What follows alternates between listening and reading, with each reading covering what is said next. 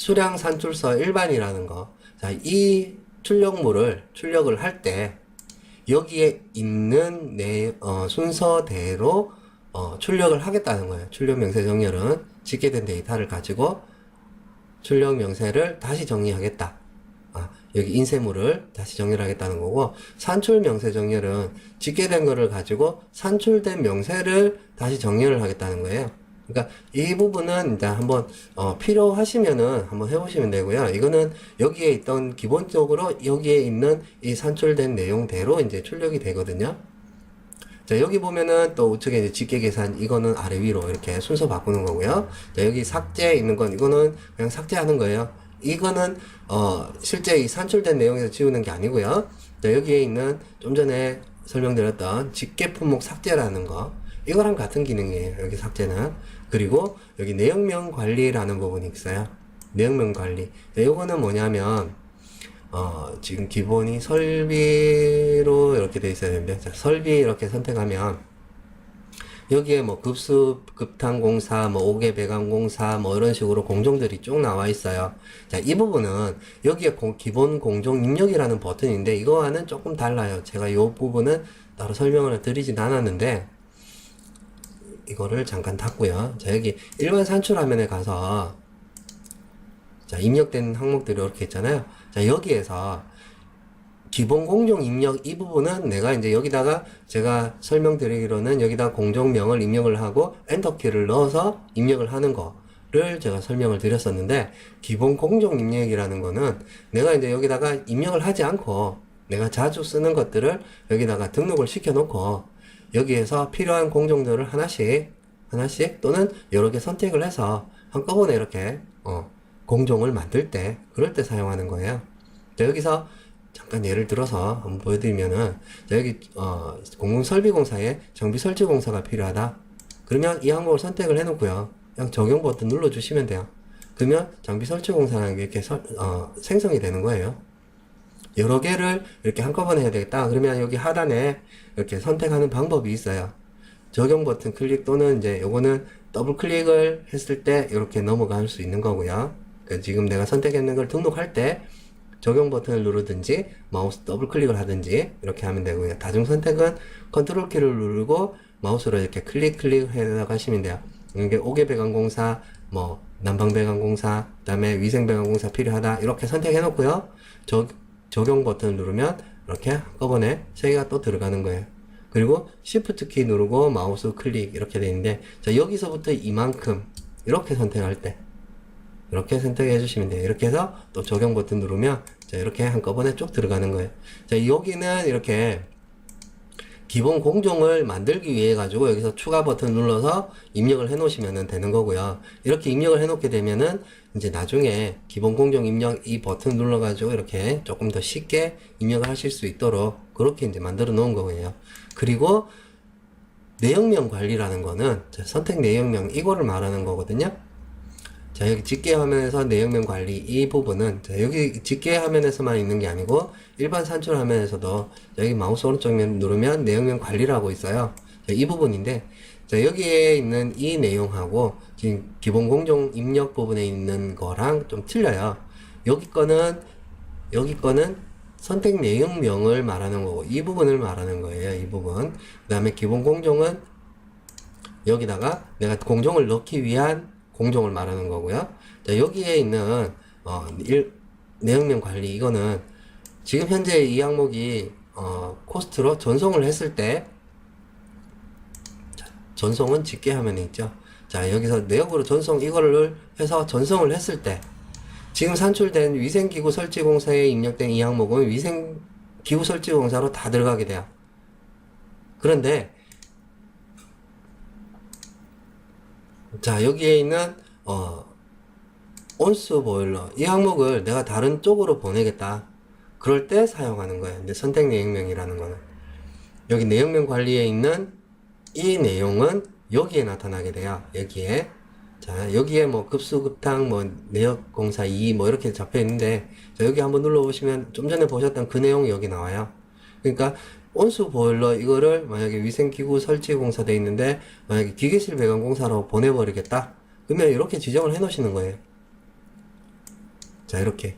자, 이 내용을 추가하고 하는 부분이 내용명 관리라는 거예요. 자, 여기다가 이렇게 추가를 해 놓으시게 되면 좀 전에 보셨던 자, 선택 내용명 여기를 눌렀을 때 여기에 나타나게 돼요.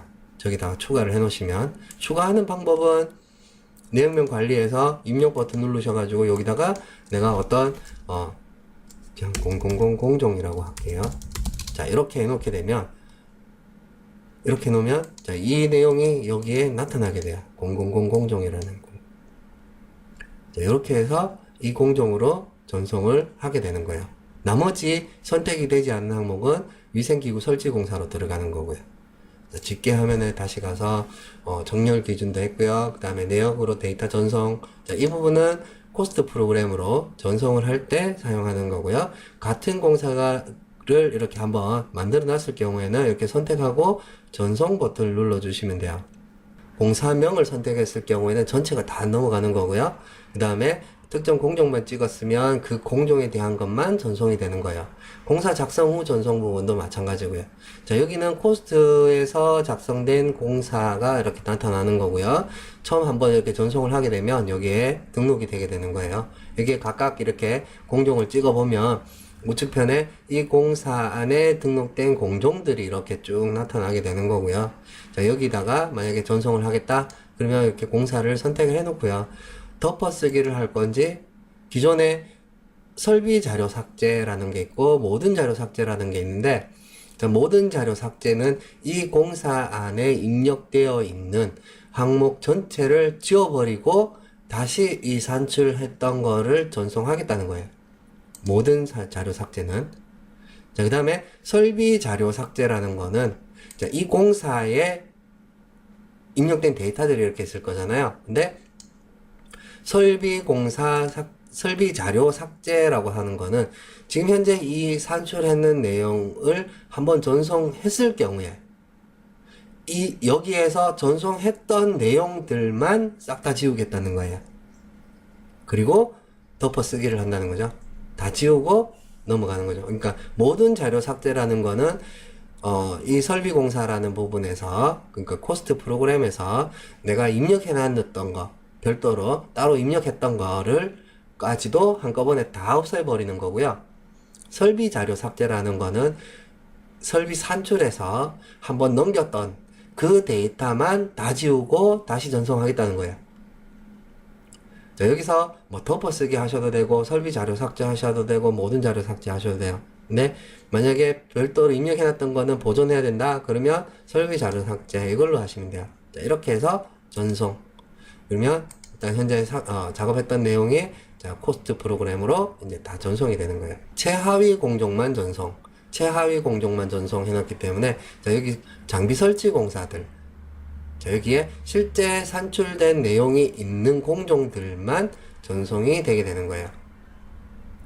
자, 이렇게 하면은 제가 입력했던 거 지금 설비 산출에서 입력했던 몇 가지 내용들이 자, 이렇게 들어가는 거죠. 이렇게 여기에 있는 집계 내용 삭제가 있고 총집계 재수집이 있고 사용 품목 재수집이 있는데 집계 내용 삭제라는 거는 여기에다가 이 집계됐던 내용을 없애고 다시 집계를 할 때 사용하는 거예요. 그러니까 이 집계 계산을 할 때 사용되는 옵션이고요. 여기에 이제 산출했던 위치라든지 여기에서 이렇게 위치를 변경하실 수도 있어요. 자, 이렇게 변경해 놨었는데 이런 부분이 다 없어지고 다시 이제 여기에 정렬 기준에 따라서 정렬이 돼 버리는 거예요. 집계 내용 삭제를 해버리면 여기서 집계 내용 삭제라는 거는 쉽게 말씀드려서 그냥 여기서 이렇게 산출을 한번 했어요. 산출을 하고 이 항목을 제가 예를 들어서 설명드린 거예요. 이 항목을 제가 없애버렸어요. 삭제를 해버렸어요. 자, 이렇게 내역에서 산출을 했어요. 산출 부분에서 없애버렸는데 집계 쪽에서는 여기 이렇게 남아있단 말이에요. 그렇기 때문에 이 내용 자체가 남아있을 수 있어요. 그래서 이거를 집계를 할 때 아예 다 없애버리고 다시 이제 집계를 하는 거예요. 그럴 때 이제 사용하는 거예요. 이거는. 근데 이 집계 내용 부분이, 그러니까, 이걸 안 하게 되면 이런 부분들이 남아 있을 수가 있기 때문에, 그래서 요거를 하는 거고요. 근데 요거에 옵션으로 들어가 있는 거는 이렇게 체크를 끈 상태에서 이렇게 위치를 변경을 할 수 있기 때문에 그래요. 이렇게 변경을 했을 경우에는 이 변경했는 대로 이제 출력이 되기 때문에, 출력이 되고 전송이 되고 그렇기 때문에, 그래서 이제 이게 옵션으로 되어 있는 거예요. 이걸 체크해버리면, 체크해서 집계하면 이 순서는 다시 또 돌아가게 될 거고, 대신에 없어졌던 항목은 아예 없어져 버릴 거고. 자, 그렇기 때문에 이게 옵션으로 이제 돼 있는 거예요. 기본적으로 이제 집계 내용 삭제 요걸 체크해서 일단 사용하시는 게 좋아요. 총집계 재수집 이 부분도 마찬가지예요. 총집계 부분에 들어가 있는 이 물량을 다시 산출하는 거예요. 체크를 하면. 그리고 사용품목 재수집이라는 게 있는데, 사용품목 재수집이라는 거는 자, 여기 전체 자료라고 되어 있고요. 자, 이렇게 하면 사용 자료가 돼요. 그러니까 전체 자료가 있고 사용 자료가 있는데, 사용 품목을 재수집한다는 거는 이 전체 자료, 공사를 만들 때 지정했던 품목군 있죠? 네. 자, 여기서 품목군, 품목 선택에 들어갔을 때 나타나는 이 품목군. 자, 이 품목군에 있는 데이터를 이 공사에다가 다시 적용을 하겠다는 거예요. 데이터를 다시 불러오겠다. 예를 들어서 설명을 드리면, 자, 이 항목에 대한 동관이라는 항목이 있는데, 자, 이 항목을 처음에 공사를 만들 때, 자, 여기서 이 품목군을 변경을 하실 수가 있어요. 처음 공사를 만들 때는 뭐 7월달 품목군으로 작성을 했어요. 그러면 이 항목에 대한 단가라든지 뭐 어떤 공량이라든지 뭐 이런 게 다를 수가 있어요. 그러니까 예전 품목군을 사용을 해서 이렇게 입력을 해놨을 경우에, 자, 그럴 경우에 이 항목에 대한 거를 현재 걸로 다시 적용을 하겠다. 그럴 때 이 내용을 체크를 해서 작업을 하는 거예요. 그러니까 품목군이 달라졌을 경우라든지, 이제 그때 이제 사용하는 건데, 일단 이 부분도 매번 체크해놓고 이제 사용하시는 게 가장 좋아요. 그러니까 그래야 이제 이 품목군에 있는 항목을 다시 이제 적용을 해서 이 공사에 나타나게 되는 거거든요. 자, 이렇게 해서 일단 집계 부분에 대한 부분도 제가 일단 설명을 마치도록 하겠습니다. 수고하셨습니다.